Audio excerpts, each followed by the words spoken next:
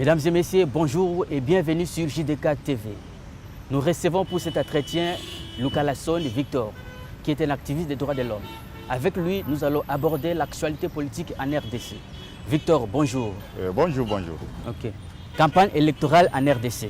Aujourd'hui, la société civile déplore 10 morts, sur lesquelles 7 personnes ont été tuées par balle et 3 personnes par l'étouffement des gaz lacrymogènes. Vous, comme activiste des droits de l'homme, que pensez-vous, quelle est votre lecture de cette situation déplorable en RDC? Par rapport aux situations catastrophiques de l'organisation des élections et des modes de campagne menés par l'opposition et la mouvance en place, premièrement, nous sommes obligés de tenir compte sur les effets et la façon de préméditation de la mouvance vis-à-vis de l'opposition qui mène la campagne en République démocratique du Congo. Alors, l'effet et le mode de commission de toutes ces infractions commises par la mouvance, l'intimidation, étouffement, afin que l'opposition dans son ensemble, donc l'opposition du peuple qui soutient le peuple, n'arrive pas à s'exprimer correctement devant sa propre population.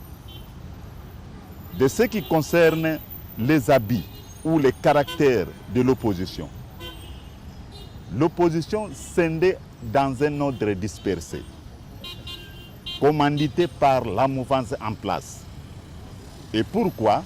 Parce que l'opposition avait exploité une cahier de charges de mode d'organisation des élections, où ils se rassemblés à Genève. Là, on a accompli dans un accord. D'où, quelle est la base de cet accord? Ils ont choisi d'être dans le fil indien, donc candidat unique. Mais l'objectif de ce candidat unique, tellement que M. Kabila a cautionné le nouveau quinquennat. Donc après les élections, il a usurpé le processus électoral, donc la mode de conduite selon la Constitution. Il a violé. Il nous a consommé 3 ans successifs. Il ne nous reste que 2 ans du nouveau quinquennat. Mais pour ramener le pays dans l'ordre électoral, selon la calendrier ou selon les procédures de la Constitution, c'est pourquoi ils sont entendus. Et tant qu'opposition, nous voulons prendre notre pays en charge et de procéder dans nos parts de responsabilité. Assumons-nous dans un candidat unique. Enfin, le candidat candidat de l'opposition, il ne fera que 2 ans. Après 2 ans, à ce temps-là, nous allons organiser de vraies élections correctement, démocratiques, transparentes et crédibles. Mais tellement que la mouvance, et Kabila en particulier, il a préparé son dauphin. Donc dauphin, c'est lui qui incarne le pouvoir, la façon de gérer de Kabila. Ramazan Chadar, que je respecte beaucoup aussi d'une autre manière, étant que citoyen congolais. Mais ils veulent amener le pays dans une démographie politique. Là où les personnes peuvent-ils s'échanger, mais le système reste. Pour imposer cette idéologie, ils sont obligés de touffer de gauche ou à droite, d'intimider, voire même la population, d'intimider des organisations, des ONG, de la société civile. Et pourquoi pas nous, les défenseurs des droits de l'homme? Voilà l'incendie de l'entrepôt de la CENI. Le gouvernement congolais accuse l'opposition d'avoir incendié volontairement le matériel de la CENI. Il parle de l'incendie criminel. Vous, aujourd'hui, comment vous comprenez cette situation? L'entrepôt de la CENI, qui est bien gardé par la garde républicaine et en plein centre-ville, être incendié par l'opposition. Comment ça s'est passé? Quelle est votre lecture par rapport à cette situation? Il y a eu l'incendie. Je pense qu'en 2017, moi j'ai fait des va-et-vient à la direction de la CENI, peut-être plus de 4 fois. Je connais l'endroit comment est sécurisé. Par la garde républicaine. Toutes Et c'est en pleine ville. mais pourquoi? Pourquoi pas? Non loin de la direction générale de la MONUSCO. Et côte à côte de l'immeuble qu'on appelle à l'époque Sozacom. Et à 1 kilomètre, si je ne m'abuse pas plus ou moins, là où la direction des services de l'incendie. Alors, je vous impose, bon, si le bureau a été endommagé ou soit criminé par des criminels non identifiés, bien sûr, mais les services d'incendie, dans 10 ou 15 minutes, ils seront là. Attaquer la situation, les faits. Mais le bureau a été brûlé dès le début à 2 h du matin. Le service d'incendie est arrivé à 4 h 30. Mais dans une trajectoire de 1 km. C'est quand même étonnant.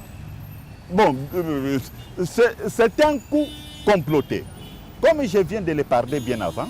Et comploté, vous pensez que c'est... Comploté par qui? Celui qui gère les institutions. Parce qu'il n'a pas la volonté de savoir faire. Donc à votre tour, vous accusez aussi le gouvernement? Si je vous assure que j'accuse le gouvernement aujourd'hui, c'est indirectement. Nous sommes obligés de rentrer et mener des enquêtes. Mais premièrement, l'homme suspect, c'est le gouvernement. Pourquoi il doit être suspect aussi? Parce qu'il y a la police. Il y a l'armée en quelque sorte. Il y a la force républicaine qui garde la présidence, c'est Banamoura qu'on appelle. Oui. Ils sont là, toutes les unités sont là pour sécuriser l'endroit. Et pour arriver à la direction générale de la CENI, peut-être si vous êtes en voiture, vous allez laisser peut-être votre voiture à 30 mètres.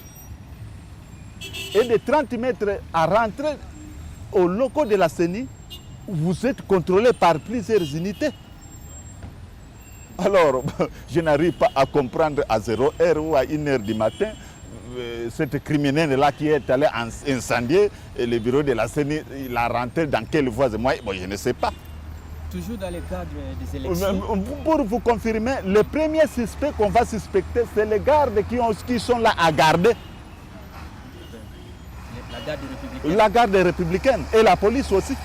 Toujours sur les élections en RDC, à 4 jours, n'est-ce pas, des élections, les procès-verbaux ne sont pas encore arrivés en RDC. Une partie qui est déjà à Kinshasa ne peut pas suffire, la capitale. Est-ce que ces manigas, pour ainsi dire, ce n'est pas une façon de repousser les élections? Vous, comme activiste des droits de l'homme, comment voyez-vous cette situation? Étant donné que ce sont les matériels inévitables, nécessaires, on ne peut pas faire les élections sans le PV. Je vous assure que voir même ce qu'on appelle les machines à voter, avant d'arriver aux situations de procès-verbaux de PV, machine à voter, ce n'est pas le matériel qu'on a conventionné sur la mode d'organiser les élections. D'ailleurs, le même Corneille Nangaa, il est imposé par la population. Il est imposé par la population. On lui impose Corneille Nangaa. Corneille Nangaa arrivait sur le terrain pour favoriser, gracier la mouvance en place. Il cherche des mécanismes. Voilà comment il a fait introduire la machine à voter, qui n'a rien à voir sur les accords, les modes d'organisation. Alors, la machine à voter, c'est Made in Corneille Nangaa. Ça n'a rien à voir avec le mode d'organisation des élections en RD Congo. Voilà. Vous avez adressé une correspondance aux autorités nationales et internationales, notamment au secrétaire général des Nations Unies, Antonio Guterres. Les Congolais veulent savoir, nous voulons savoir aujourd'hui quel est le but, n'est-ce pas, de cette correspondance. Qu'est-ce que vous cherchez? Alors, nous avons adressé le courrier au secrétaire général de l'ONU, que je respecte beaucoup, son Excellence M. Antonio Guterres. les stratégies politiques des leaders congolais, donc de la RDC, peuvent-ils causer préjudice dans les jours à venir s'il n'y a pas un véritable dialogue? Vous préconisez le dialogue Alors, que les élections s'approchent? On préconise le dialogue, pourquoi? Pour sauvegarder la paix et l'unité nationale. Pour sauvegarder la paix et l'unité nationale, il faut préconiser la paix, le dialogue. Et le dialogue, ça sera avec qui? Avec le président sortant? Avec qui? Le dialogue sera avec qui? Sera avec tous les Congolais. Parce que si je vous parle que depuis conférence nationale, avant conférence nationale, il y a eu même des dialogues. Tout à fait. Et conférence nationale, après conférence nationale, plusieurs dialogues qui aboutit à rien. Donc le virus de la mauvaise foi est permanent dans le cerveau des leaders congolais en disant ceci, après Y c'est moi, après un groupe de gens c'est nous, aujourd'hui c'est notre tour et il s'en fout dans les jours à venir pour les autres. Mais quand c'est notre tour, un tel Y, il doit être forcé en exil. Et les autres soient poussés au cimetière. Et les autres en prison. Donc si nous voulons qu'il y aura la paix, la continuité et la sécurité en République démocratique du Congo, nous sommes obligés de marcher dans un forum de vérité et de réconciliation nationale. Là où nous allons inviter tout le monde, opposition, société civile, mouvance en place, en exil ou au Congo, nous sommes obligés d'être ensemble et donner l'interdiction à tous genres de politiciens qui ont l'idée ou l'envie de continuer à vivre à l'étranger, de rester au Congo.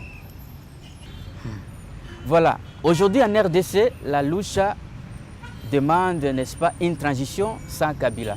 Est-ce que vous êtes dans la même logique que la Lucha? Transition sans Kabila, ça pourrait être le point de vue des gens, mais le dialogue est permanent.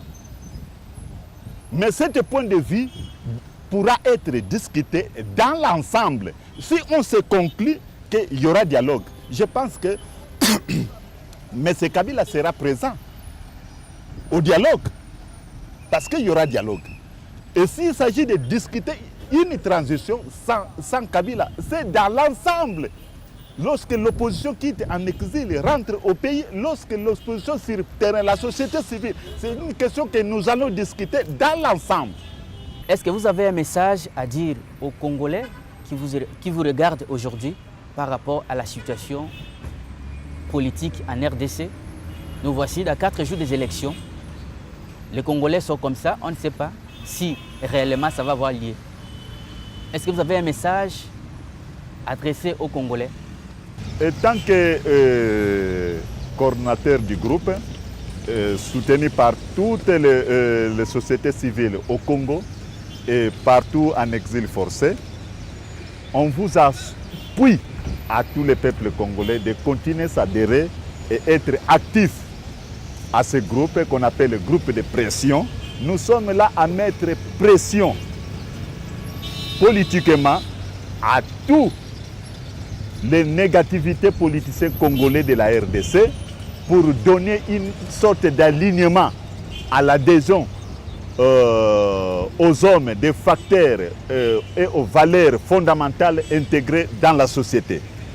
Alors, s'il s'agit de parler de cette idéologie, c'est dans ce groupe, association que nous allons adhérer tout le monde dans l'ensemble du pays et en exil dans tous les diasporas.